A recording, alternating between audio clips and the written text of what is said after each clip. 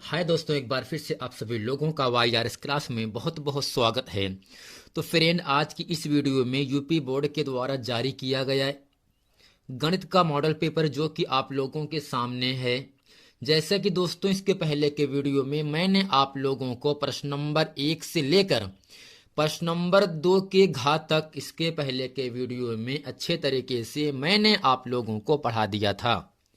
यदि आपने अभी तक वो वीडियो नहीं देखे हैं तो नीचे डिस्क्रिप्शन में लिंक दिया है, प्लीज़ वहां जाकर आप इस वीडियो को देख सकते हैं। तो दोस्तों, आज की इस वीडियो में मैं आप लोगों को प्रश्न नंबर 3 से अच्छे तरीके से बताने वाला हूं और मैं ये आशा करता हूं कि आप इस वीडियो में अंत तक ज़रूर बने रहेंगे। तो दोस्तों, प्रश्न नंबर 3 का आपके सामने यहां से कह रहा है, सिद्ध कीजिए कि √3 एक अपरिमेय संख्या है। और खाप के सामने इसमें कह रहा है, ए का मान ज्ञात कीजिए जिसके लिए निकाय ax प्लस 2y बराबर 2, 8x प्लस ay बराबर 4 के अपरिमित रूप से अनेक हल होंगे। और दोस्तों, प्रश्न नंबर आपका तीसरे का आपके सामने कह रहा है, चित्र में PS अपान एस क्यू बराबर PT अपान TR है तथा कोण PST अर्थात ये कोण जो है इस कोण के बराबर है, अर्थात कोण PST बराबर कोण PRQ है। तो सिद्ध कीजिए कि त्रिभुज PQR एक समद्विबाहु त्रिभुज होगा। दोस्तों, प्रश्न नंबर घाव के सामने यहां से कह रहा है, एक 40 सेंटीमीटर ऊंचे शंकु के छिन्नक के वृत्ताकार सिरों की त्रिज्याएं 38 सेंटीमीटर और 8 सेंटीमीटर है। शंकु के छिन्नक की तिरछी ऊंचाई ज्ञात कीजिए। जैसे कि दोस्तों, एग्जाम में 2 नंबर के लिए आपसे ये प्रश्न पूछता है। आइए दोस्तों, प्रश्न नंबर 3 का इस वीडियो में अच्छे तरीके से हम सीखते हैं। तो फ्रेंड, अपरिमेय संख्या को सिद्ध करने के लिए हमें मानना पड़ता है परिमेय संख्या। तो यहां से लिखेंगे, माना माना √3 एक परिमेय संख्या है। माना √3 दोस्तों क्या है, एक परिमेय संख्या है। चूंकि दोस्तों आपको याद क्या रखना है, जो परिमेय संख्याएं होती हैं उसे लिखा जाता है P अपान Q के फॉर्म में लिखा जाता है, जहां P और Q क्या है, 2 पूर्णांक है। तो यहां से लिखें ब्रैकेट में, जहां P और Q 2 पूर्णांक हैं, जहां P और Q 2 पूर्णांक हैं और दोस्तों Q का मान कभी भी 0 के बराबर नहीं होना चाहिए। अब दोस्तों करते क्या है, यहां से लिखेंगे दोनों पक्षों का वर्ग करने पर, दोनों पक्षों का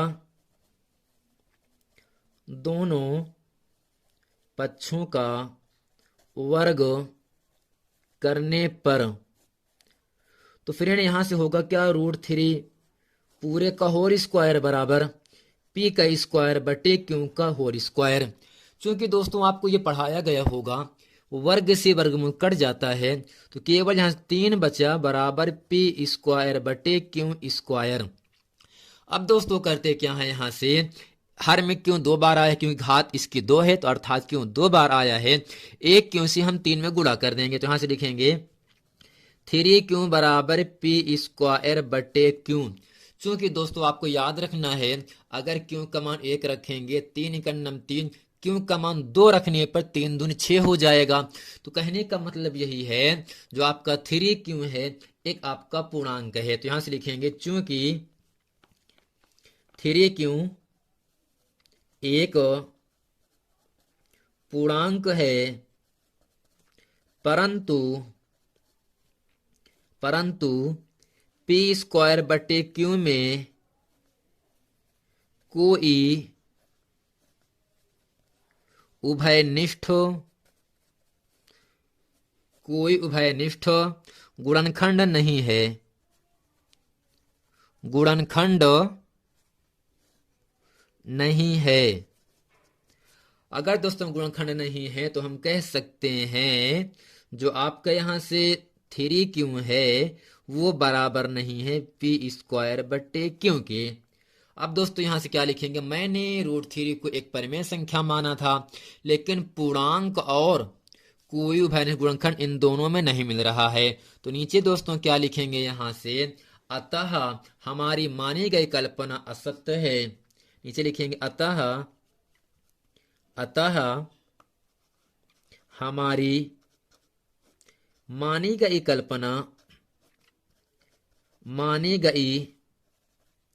कल्पना असत्य है या गलत है या विरोधाभास है। इसलिए सिद्ध होता है कि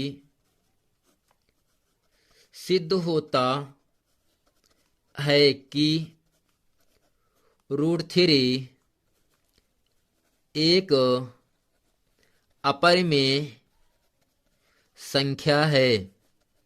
दोस्तों एग्जाम में हर हाल में अपरिमेय संख्या 2 नंबर के लिए एक आपसे पूछा ही जाएगा। अब दोस्तों प्रश्न नंबर तीसरे का प्रश्न नंबर आपके सामने खा कह रहा है, ए का मान ज्ञात कीजिए जिसके लिए निकाय या समीकरण ax + 2y = 2 और 8x + ay = 4 के अपरिमित रूप से अनेक हल होंगे। दोस्तों अपरिमित रूप से अनेक हल होने का जो प्रतिबंध होता है वो होता है a1/a2 = b1/b2 = c1/c2। तो यहां से लिखेंगे दिया गया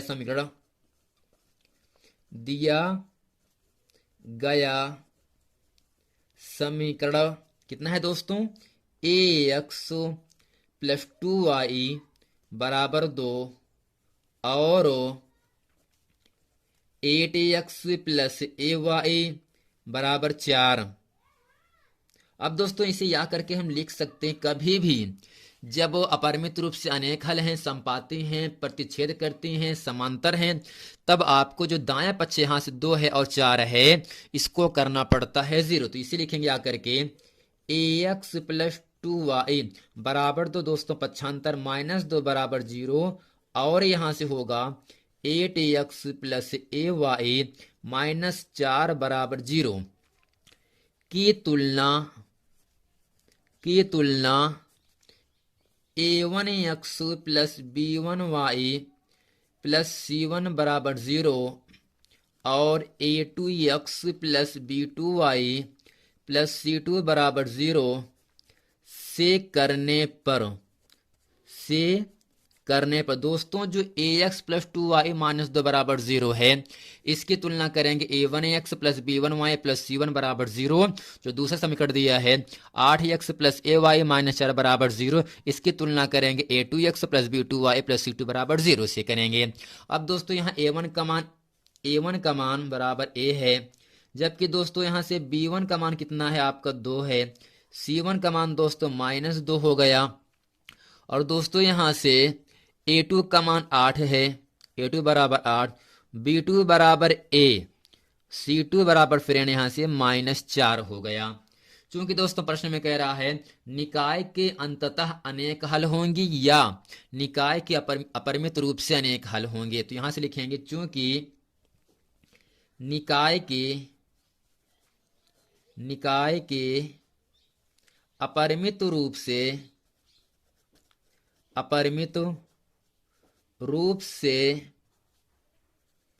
अनेक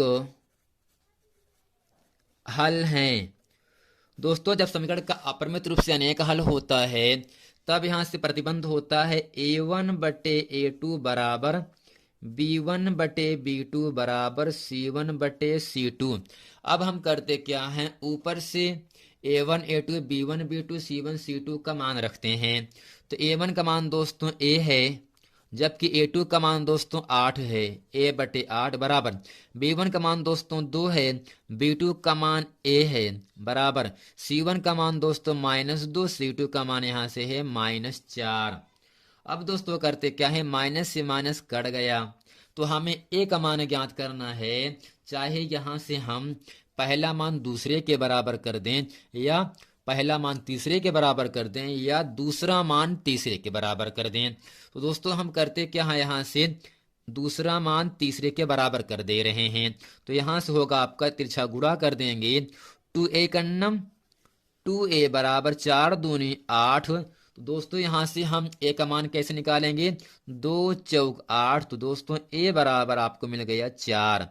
तो फ्रेंड उम्मीद करते हैं प्रश्न नंबर 3 का प्रश्न नंबर खा इससे अच्छे तरीके से आप समझ गए होंगे। अब दोस्तों प्रश्न नंबर 3 का प्रश्न नंबर ग आपके सामने कह रहा है तो दोस्तों तीसरा कह रहा है चित्र में दिया गया है पी एस बटे एस क्यू बराबर पी टी बटे टी आर है तथा कोण पी एस टी बराबर कोण पी आर क्यू है, तो सिद्ध कीजिए कि त्रिभुज पी क्यू आर एक समद्विबाहु त्रिभुज है। अब दोस्तों यहां से लिखेंगे दिया है, इसके दोस्तों हल में क्या लिखेंगे, दिया है। और दोस्तों दिया क्या है, पी एस बटे एस क्यू, पी एस बटे एस क्यू बराबर पी टी बटे टी आर। अब दोस्तों हमें यहां से और क्या दिया है, कोण पी एस टी का मान दिया। कोण पी एस टी किसके बराबर है, कोण पी आर क्यू के बराबर, यानी दोस्तों कोण पी एस यानी ये जो कोण है इस कोण के बराबर है। तो अब दोस्तों यहां से लिखेंगे उपपत्ति, तो यहां से लिखेंगे उपपत्ति। दोस्तों इसको कैसे करेंगे, तो यहां से लिखेंगे त्रिभुज पी क्यू आर त्रिभुज पी एस टी में, तो लिखेंगे इस त्रिभुज पी क्यू आर व त्रिभुज पी एस टी में। अब दोस्तों इसमें क्या होगा, त्रिभुज पी एस टी त्रिभुज पी क्यू आर दोनों त्रिभुज में आपको पी दिख रहा है ना, तो यहां से लिखेंगे कोण पी यानी ये कोण जो आपका पी है दोनों त्रिभुज में आ रहा है। बड़का त्रिभुज पी क्यू आर, छोटा त्रिभुज है पी एस टी, दोनों त्रिभुज में आपका कोण पी आ रहा है। तो कोण पी बराबर दोस्तों क्या होगा, कोण पी ये कहां से आया, उभयनिष्ठ, उभयनिष्ठ क्योंकि ये दोनों में है। अब दोस्तों क्या करते हैं, यहां से आपको ऊपर के यहां से यहाँ पी एस है तो यहां से लिखेंगे पी एस बटे, अगला दोस्तों क्या है पीटी, तो यहां से लिखेंगे पीटी। अब दोस्तों सिंपल आपको समझना क्या है, नीचे यहां यस क्यों है, तो यस क्यों है, अगर हम यहां से इस यस क्यों को लिख सकते हैं, अगर पी क्यू में हम यस क्यों घटा दें, अगर दोस्तों पी क्यू में हम पी एस घटा दें तो यस क्यू मालूम हो जाएगा। तो यहां से जो आपका यस क्यू है अगर हम पी एस निकालेंगे दोस्तों यहां से, तब पी क्यू में से यस क्यू जो है घटाना पड़ेगा। तो यहां से लिखेंगे P Q minus P S बराबर यहां से पी टी बटे, अगर पी आर दूरी में हम पी टी दूरी घटा दें तो अब दोस्तों यहां से क्या होगा आपका, आपको समझना है क्या, तिरछा गुणा कर देंगे। पी एस का गुणा इन दोनों में होगा, पी टी का गुणा इन दोनों में होगा। तो यहां से होगा पी एस गुणे P R minus P S गुणे पी टी बराबर पी टी गुणे P Q minus P T गुणे पी एस। अब दोस्तों करते क्या है, माइनस पी एस गुणे P T minus P S गुणे पी टी ये आपस में कट गया। तो दोस्तों बचा क्या, यहां से बचा पी एस गुणे पी आर बराबर पी टी गुणे पी क्यू। अब फिर यहां से करते क्या है, अगर हम पी एस बटे पी क्यू निकालें, इसलिए पी एस बटे पी क्यू बराबर पी टी बटे पी आर। दोस्तों यहां से पी एस बटे पी क्यू निकल गया, पी एस बटे पी क्यू यानी संगत भुजाएं समानुपाती हो गई हैं। तो यहां से दोस्तों हम करते क्या है, कोण कोण भुजा नियम से हम कह सकते हैं, यहां से लिखेंगे कोण कोण कोण कोण भुजा, कोण कोण भुजा नियम से दोस्तों क्या लिख सकते हैं, त्रिभुज पी एस टी समरूप त्रिभुज पी क्यू आर। अब दोस्तों इसमें क्या होगा, संगत भुजाएं समानुपाती होती हैं। तो यहां से लिखेंगे पी एस बटे एस क्यू बराबर पी टी बटे टी आर बराबर एस टी बटे क्यू आर हो गए दोस्तों। अब दोस्तों यहां जबकि कोण यस किसके बराबर है, कोण यस कोण क्यू के बराबर है, और कोण जो टी है यानी कोण यस कोण क्यू के बराबर, कोण टी कोण आर के बराबर है। तो यहां से लिखेंगे फ्रेंड कोण यस बराबर कोण आर, इसके ऊपर लिखेंगे कोण यस बराबर कोण क्यू, कोण टी बराबर कोण आर। अब दोस्तों यहां से लिखेंगे तो इस त्रिभुज में संगत भुजाएं समानुपाती हैं और इसके दो कोण बराबर हो गए ना, यानी यस कोण क्यू के बराबर, टी कोण आर के बराबर है। तो नीचे लिखेंगे अतः त्रिभुज पी क्यू आर समद्विबाहु त्रिभुज है। दोस्तों ये था प्रश्न नंबर 3 का प्रश्न नंबर गा। उम्मीद करते हैं ये पूरा प्रश्न अच्छे तरीके से आप समझ गए होंगे।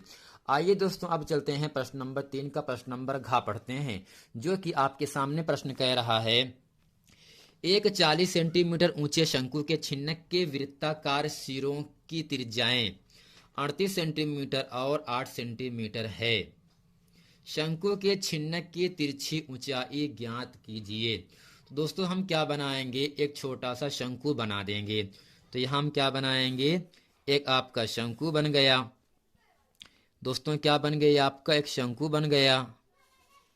अब दोस्तों इसमें आपको दिया क्या है, इसमें कह रहा है इस शंकु की दो त्रिज्या है। छोटी त्रिज्या दोस्तों 8, यानी यहां से यहां तक की त्रिज्या कितना दिया है आपको 8 सेंटीमीटर, और यहां से लेकर ये जो दूरी दिया है, ये त्रिज्या दिया है, वो दिया है फ्रेंड 38 सेंटीमीटर। कितना दोस्तों, इसे अगर ओ माने इसे ओडैश मानेंगे, ठीक, यानी ओ से लेकर ए तक की दूरी और ओ से लेकर बी तक की दूरी 8 और 38 सेंटीमीटर है। जबकि दोस्तों इस शंकु की ऊंचाई दिया है प्रश्न में कितना 40 सेंटीमीटर। तो यहां से लिखेंगे ऊंचाई एच बराबर कितना दिया दोस्तों 40 सेंटीमीटर दिया है। तो हमसे पूछ क्या रहा है, इस शंकु की तिरछी ऊंचाई अर्थात यल का मान हमें पूछ रहा है। चूंकि दोस्तों आपको याद होगा जब शंकु की हम तिरछी ऊंचाई ज्ञात करते हैं तब सूत्र होता है रूट के अंदर H square plus R square, लेकिन यहाँ पर दो त्रिज्या है। छोटी त्रिज्या 8 सेंटीमीटर जिसकी त्रिज्या हम दोस्तों यहाँ से स्मॉल आर, जो बड़ी त्रिज्या है इसे मानेंगे कैपिटल आर। दोस्तों यहाँ से दिया गया है स्मॉल आर बराबर 8 सेंटीमीटर, जबकि जो कैपिटल आर है वो बड़ी त्रिज्या है, वो कितना दिया है 38 सेंटीमीटर दिया है फ्रेंड यहाँ से। और दोस्तों ऊंचाई कितना दिया है आपको 40 सेंटीमीटर दिया है यहाँ से, और तिरछी ऊंचाई जिसे यल का मान आपको ज्ञात करना है। अब दोस्तों करते क्या है, यहाँ से लिखेंगे इसलिए शंकु के छिन्नक की तिरछी ऊंचाई, शंकु के छिन्नक की तिरछी ऊंचाई जिसे दोस्तों हम यल से लिखते हैं तिरछी ऊंचाई को, दोस्तों सूत्र होता है एच स्क्वायर प्लस, अगर दोस्तों हम यहाँ से इन दोनों आर को घटा दें यानी 38 में से 8 गए, यानी यहाँ से होगा आर माइनस स्मॉल आर का होल स्क्वायर। तो यहाँ से होगा यल बराबर दोस्तों एच का मान कितना आपके सामने है, आप कहोगे सर 40 है, तो 40 का whole square plus capital R का मान 38, स्मॉल आर का मान 8 पूरे का होल स्क्वायर। तो यहाँ से होगा यल बराबर दोस्तों 40 का वर्ग होता है कितना 1600 हो जाएगा, प्लस 38 में से 8 गए 30, और दोस्तों 30 का जब हम वर्ग करते हैं तो 30 का वर्ग दोस्तों 900 होता है।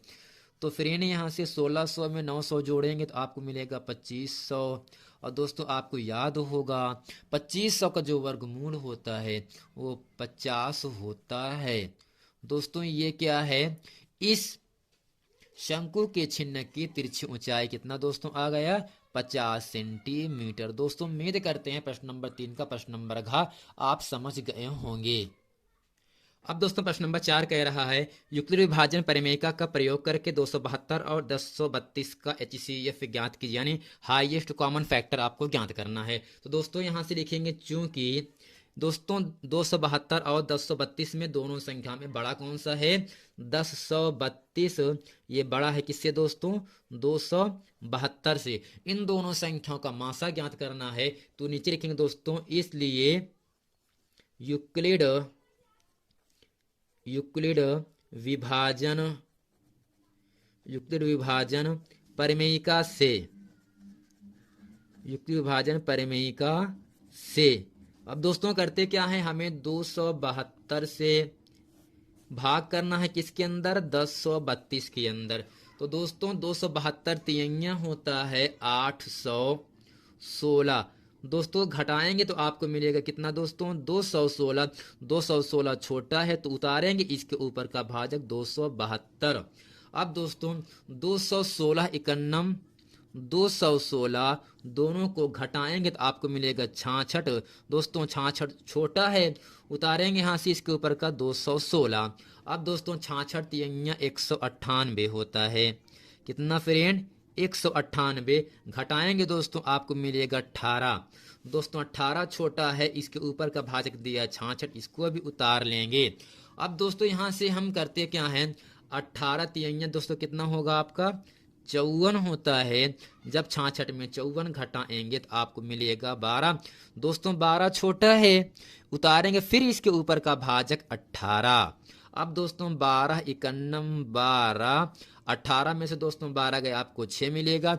6 फिर भी छोटा है, पुनः इसके ऊपर का भाजक कितना है 12, इसको उतारेंगे। अब दोस्तों 6 के पहाड़े में 12 कितनी बार पे आएगा, 2 बार पे आएगा। 6 दूनी 12। यानी दोस्तों इस पूरी भाग की प्रक्रिया में अंत में पूरी संख्या 6 से कट रहा है ना, तो दोस्तों 6 क्या होगा, 1032 और 272 का HCF अर्थात मासा हो जाएगा। दोस्तों यहां से लिखेंगे चूंकि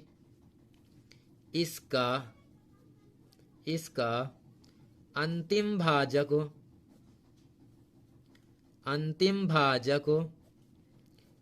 6 है, इसलिए 1032 272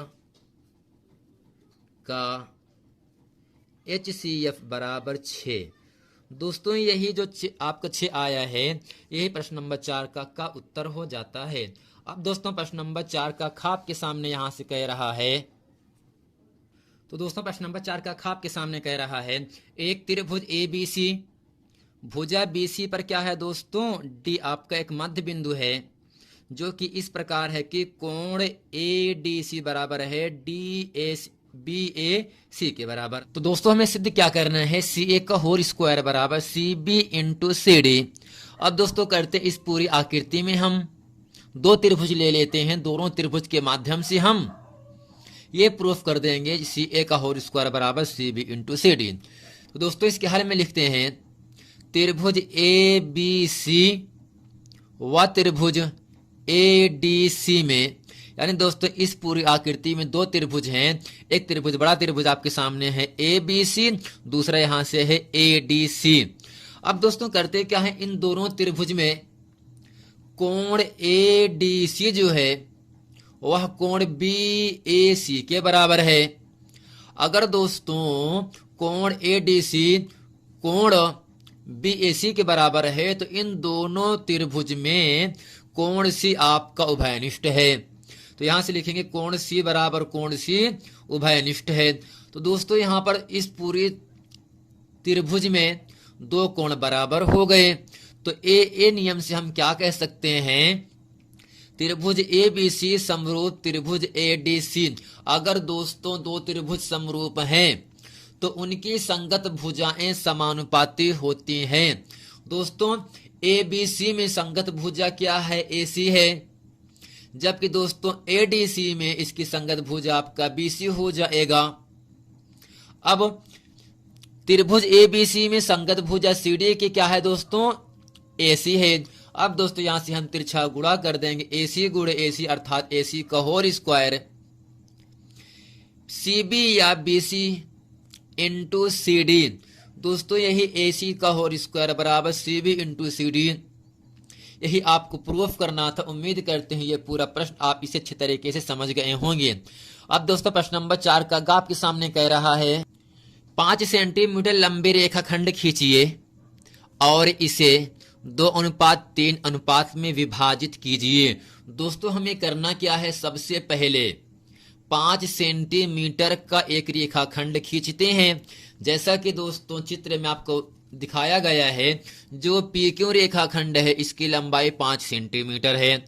और दोस्तों इसका जो अनुपात दिया है वो दिया है 2:3, अर्थात जो अनुपात दिया होता है पहले हमें इन दोनों अनुपात को जोड़ना पड़ता है, अर्थात 2 और 3 दोस्तों 5 होता है। अब दोस्तों करते क्या है, P से एक न्यून कोण बनाती हुई PX से एक रेखाखंड खींचा। इस PX को दोस्तों मैंने P1, P1, P2, P2, P3, P3, P4 और P4 और P5 के बराबर कर दिया। दोस्तों करना क्या है, P5 को मैंने क्यों से मिला दिया दोस्तों, जितने अंश का कोण यहाँ पर बनेगा आप चांदे की सहायता से आप बना दीजिएगा। और दोस्तों अगर ये कोण 110 अंश का है या 90 अंश का है तो ये भी कोण उतने ही अंश का होना चाहिए, तभी दोस्तों P2M और P5Q आपस में समांतर ही होंगे। अब दोस्तों करते क्या है, यहाँ से हेडिंग लिखते हैं रचना के चरण। इसमें लिखेंगे दोस्तों सर्वप्रथम एक रेखाखंड PQ बराबर 5 सेंटीमीटर खींचा। P से न्यून कोण बनाती हुई एक रेखा PX खींचा। रेखा PX, दोस्तों रेखा क्या PX है ना, रेखा PX को 5 अर्थात 2 + 3 बराबर भागों में P1, P2, P2, P3, P3, P4, P4, P5 में विभाजित किया। अब दोस्तों इतना करने के बाद करना क्या होता है, P5 को Q से मिलाया, तो यहां से लिखेंगे P5 को Q से मिलाया। अब दोस्तों P5Q के समांतर P2M एक रेखा खींच दिया। अब दोस्तों यहां से लिखेंगे P5Q के समांतर P2M रेखा खींचा। अतः दोस्तों PM अनुपाते MQ बराबर दोस्तों 2:3, अर्थात P से लेकर P1 तक की दूरी 1 है, P1 से लेकर P तक की दूरी अर्थात 2 यहाँ से है।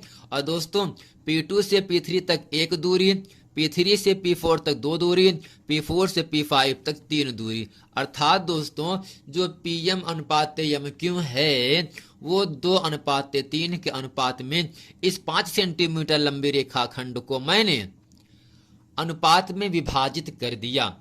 दोस्तों उम्मीद करते हैं प्रश्न नंबर 4 का गा इसे अच्छे तरीके से आप समझ गए होंगे। आइए दोस्तों आपको लेके चलते हैं प्रश्न नंबर 4 के घा में, जो कि एग्जाम के दृष्टि से बहुत ही महत्वपूर्ण प्रश्न है। दोस्तों प्रश्न आपके सामने कह रहा है यदि cot थीटा बराबर 7/8 तो 1 - sin theta into 1 + sin theta बटे 1 + cos theta into 1 - cos theta का मान ज्ञात कीजिए या मान निकालिए।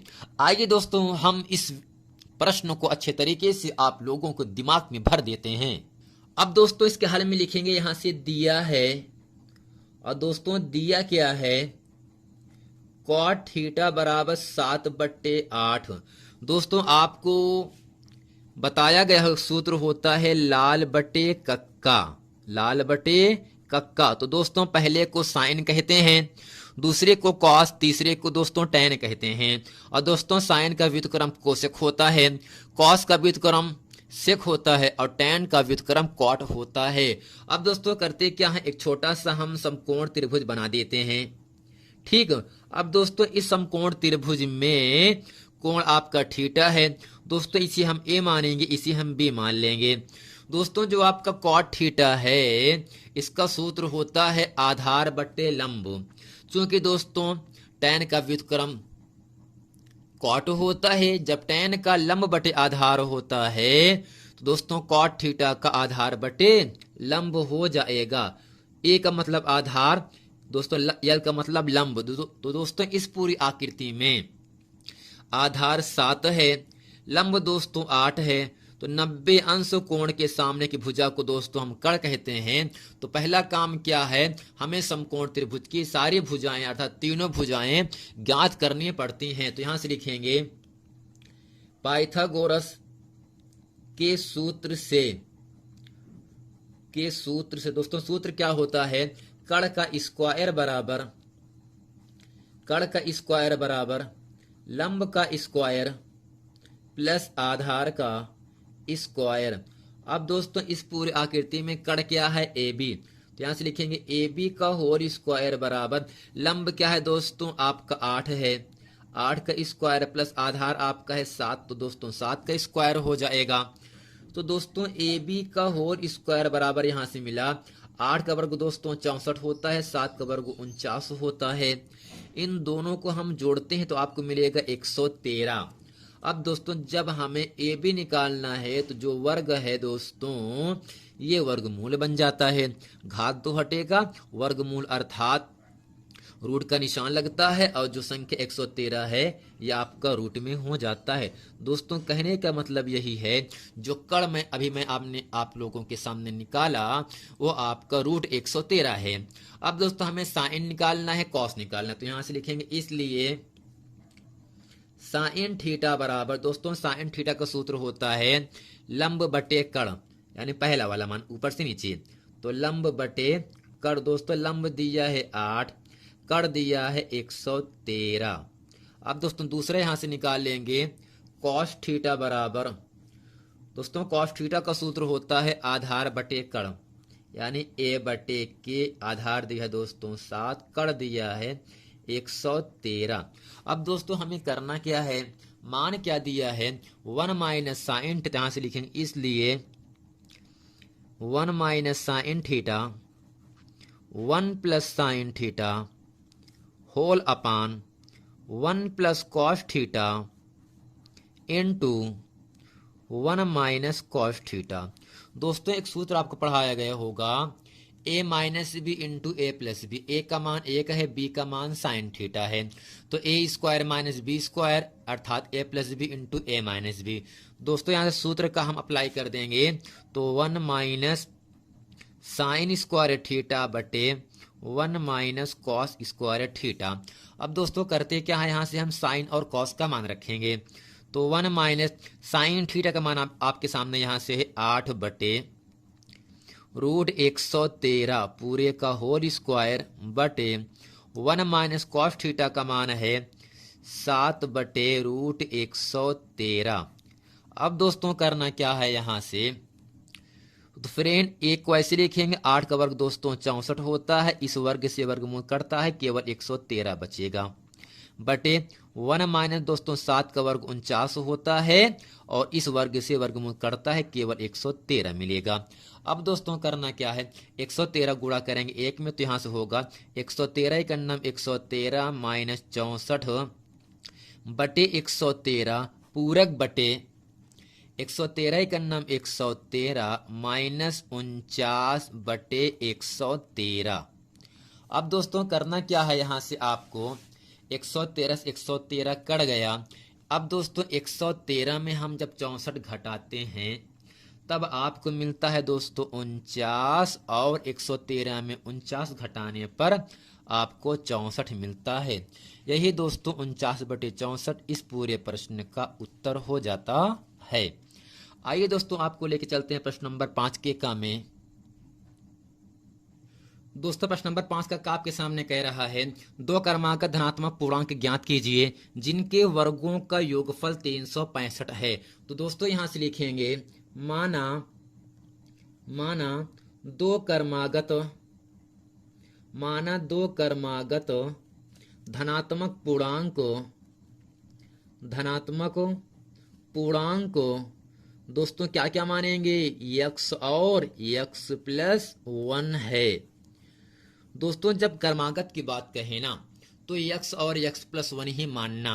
अब दोस्तों यहां से प्रश्न में कह रहा है, यहां से लिखेंगे प्रश्नानुसार। दोस्तों प्रश्न ये कह रहा है इन दोनों संख्याओं के वर्गों का योगफल दिया है 365। तो संख्या दोस्तों x है तो x का होल स्क्वायर, संख्या x प्लस 1 इसका भी है होल स्क्वायर, यानी इन दोनों संख्याओं के वर्गों का योगफल, दोस्तों योगफल का मतलब प्लस, बराबर दिया है 365। अब दोस्तों करते क्या है, एक्स स्क्वायर को ऐसे लिखेंगे प्लस ए प्लस बी का होल स्क्वायर यहां से लगाएंगे, a square plus b square plus 2x का नाम 2x दोस्तों प्लस 365 इसका पक्षांतर माइनस 365 बराबर 0 कर दिया। दोस्तों यहाँ से होगा 2x² प्लस 2x। 365 में 1 को घटाएंगे तो आपको मिलेगा -364 बराबर 0। अब दोस्तों 2x² 2x -364 तीनों संख्याएं 2 से कट जाएंगी, तो यहाँ पर हम 2 कॉमन ले लेंगे। तो x² प्लस x माइनस 2 एकन्नम 2, 2 8 16, 2 दूनी 4 बराबर 0। अब दोस्तों 182 का हमें गुणनखंड करना है, जिसे घटाने पे लाना है 1। दोस्तों यहाँ पे होगा x² प्लस तो 14 माइनस 13, यानी 14 13 में 182 होता है। जब 14 में हम 13 घटाएंगे तो x का गुणांक 1 प्राप्त हो जाएगा। तो x माइनस 182 बराबर 0। तो x² plus 14x minus 13x minus 182 बराबर 0। दोस्तों इन दोनों पद में x कॉमन है, तो x प्लस 14 माइनस 13 है, तो x plus minus minus plus x। तो दोस्तों 13 के पहाड़े में 182 दोस्तों 14 बार पे आ जाएगा, बराबर आपका 0। अब दोस्तों दोनों ब्रैकेट में सेम संख्या क्या मिल रहा है, x प्लस 14 मैंने कॉमन कर लिया और बच्चा यहाँ से x माइनस 13 बराबर 0। दोस्तों यहाँ से दोनों मान 0 के बराबर कर देंगे। x प्लस 14 बराबर 0, x बराबर माइनस 14, x माइनस 13 बराबर 0, x बराबर 13। चूंकि दोस्तों जो संख्या प्लस में है वो लिया जाता है, जो संख्या माइनस में आता है उसको छोड़ देते हैं। दोस्तों x बराबर 13 आपकी पहली संख्या, तो इसलिए x प्लस 1 बराबर x का मान 13 प्लस 1 बराबर 14। दोस्तों 13 और 14 ये दोनों क्रमांक संख्याएं हैं जिनके वर्गों का योगफल 365 हो जाएगा। अर्थात दोस्तों जब 13 का वर्ग करेंगे और 14 का वर्ग करेंगे, दोनों को जोड़ देंगे, तब आपको मिल जाएगा 365। अब दोस्तों आपको लेके चलते हैं प्रश्न नंबर 5 के खा में।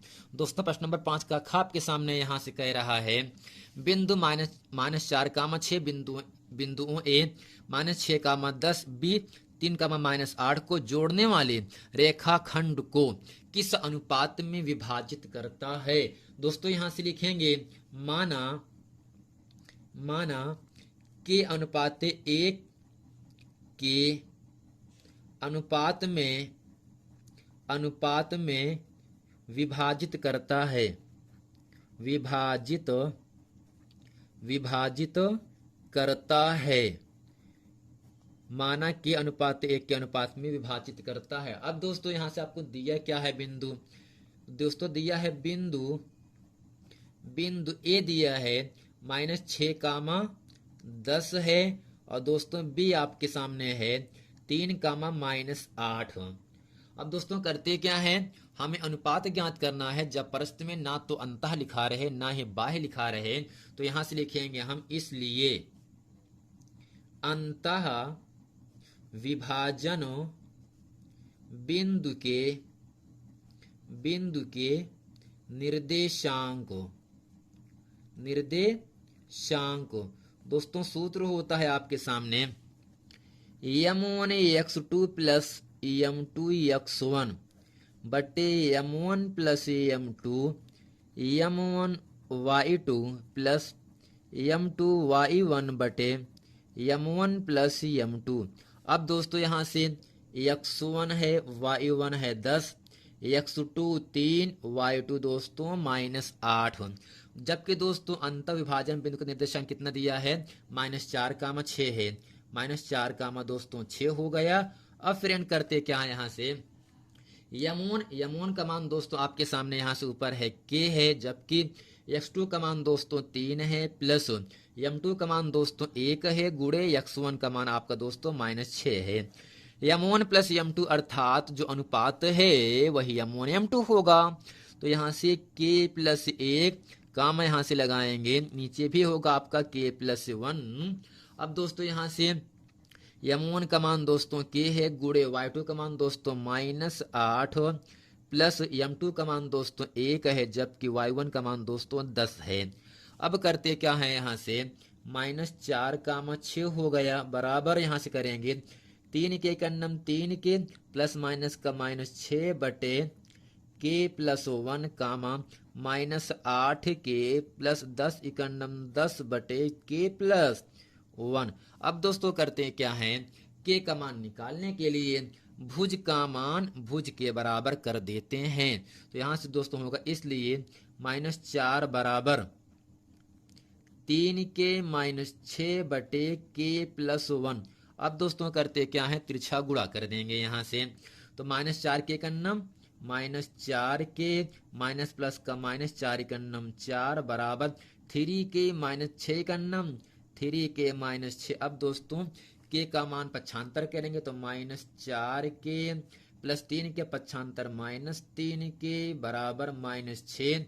-4 दोस्तों आपका +4 हो जाएगा, तो -4 -3 माइनस दोस्तों 7 के हो गया। यहाँ से 6 में 4 गए -2।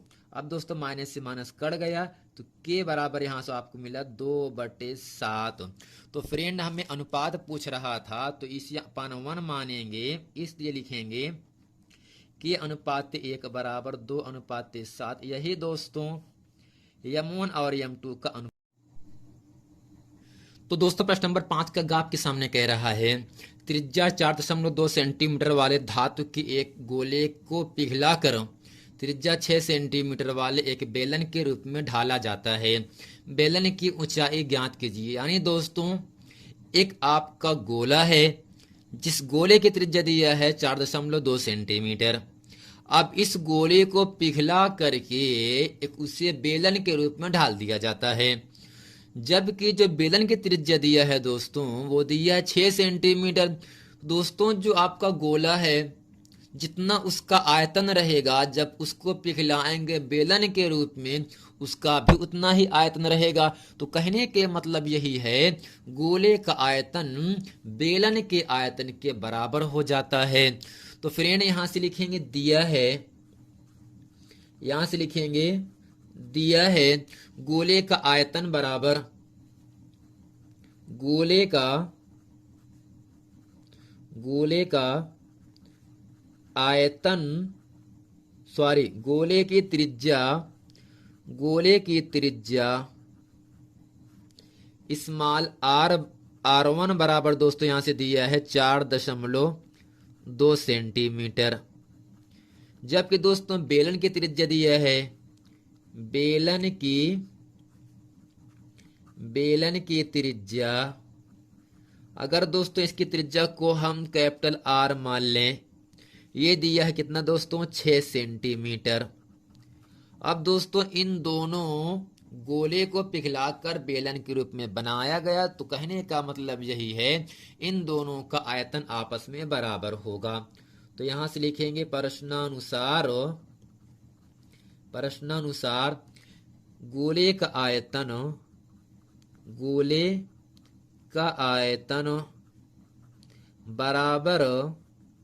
बराबर बेलन का आयतन। चूंकि दोस्तों आपको याद होना चाहिए, गोले का आयतन का सूत्र होता है यहां से 4/3 पाई r³। जबकि दोस्तों बेलन का आयतन होता है पाई r², जबकि बेलन की त्रिज्या को मैंने r, तो यहां से होगा पाई r²h। अब दोस्तों करते क्या है, यहां से पाई से पाई कट गया, तो 4/3 को ऐसे लिखेंगे। r का मान कितना दिया है, गोले की त्रिज्या 4.2 दिया है। अगर दशमलव को हटाएंगे तो 10 से भाग होगा। तो कहने का मतलब यही है 42 बटे दोस्तों कितना होगा आपका 10 पूरे की घात कितना 3 है, बराबर दोस्तों कैपिटल R का मान दिया है 6। दोस्तों 6 का वर्ग होता है 36, और दोस्तों हमें यच आपको ज्ञात करना है। अब दोस्तों करते क्या है, यहां से 4/3 को ऐसे लिखा, 42/10 घात 3 इसे लिखेंगे 3 बार, 42/10 गुणे 42/10 बराबर दोस्तों 36 गुणे यच को ऐसे लिखेंगे। अब दोस्तों आपको ध्यान से काटना है, 2 दूनी 4, 2 पंचे 10। अब दोस्तों 6 छंग 36, 6 सते 42। अब दोस्तों किससे कटेगा, अब आपको ध्यान से, तो दोस्तों यहाँ से 7 गुणे 7 गुणे 7 अर्थात 7 का घन होता है 343। 300 दोस्तों कितना होगा आपका 43 होगा, जबकि 5 का घन होता है कितना 125 होता है। अब दोस्तों जब हम 343 में 125 से भाग करते हैं तब आपको दोस्तों h का मान 2.744 सेंटीमीटर क्यूब आपको प्राप्त होता है। दोस्तों उम्मीद करते हैं ये पूरा प्रश्न अच्छे तरीके से आप लोगों को समझ में आ गया होगा। अब फ्रेंड प्रश्न नंबर 5 का घात के सामने कह रहा है साक्षरता दर दिया है, नगरों की संख्या दिया है। जो दोस्तों नगरों की संख्या को हम f से लिखेंगे, जबकि f का मान तो ये कैसे निकलेगा दोस्तों, यहाँ से सभी बारंबारताओं को हम जोड़ देंगे, अर्थात जो सिग्मा एफ है वो आपके सामने कितना है दोस्तों 35 है। अब निकालते हैं मध्यमान। दोस्तों मध्यमान जो होगा इन दोनों को जोड़ करके 2 से भाग करते हैं। तो दोस्तों 55 और 45 इन दोनों का योग 100 होगा और 100 का योग 100 का दोस्तों आधा होता है 50। 50 दोस्तों ये आपका 60 हो जाएगा, ये आपका 70, ये आपका 80, ये आपका 90। अब दोस्तों जब f गुणे x निकालते हैं तो f वाला मान 3 है, x वाला मान 50, दोनों गुणा कर देंगे आपको मिलेगा 150, 600 और दोस्तों 770। ऐसे आपको सब गुणा कर देने, ठीक। 80 गुणे 8 दोस्तों होता है 8 64, 400 640 हो जाएगा। 90 गुणे 3 3 9 27 270। दोस्तों जब हम इन सब को जोड़ते हैं तब आपको मान मिलेगा 2430। तो फ्रेंड हमसे कह रहा है समांतर माध्य क्या होगा, तो यहां से लिखेंगे इसलिए समांतर माध्य x बार बराबर सिग्मा एफ गुणे एक्स बटे सिग्मा एफ। दोस्तों x बराबर सिग्मा एफ गुणे एक्स का मान है 2430 बटे सिग्मा एफ का मान है 35। अब दोस्तों जब हम 2430 में 35 से भाग करते हैं तब आपको 69.42 मिलता है। यही दोस्तों इस पूरे प्रश्न का उत्तर हो जाता है। तो फ्रेंड उम्मीद करते हैं ये पूरा प्रश्न वीडियो अच्छे तरीके से आप लोग समझ गए होंगे। मिलते हैं फ्रेंड नेक्स्ट वीडियो में, तब तक के लिए थैंक यू।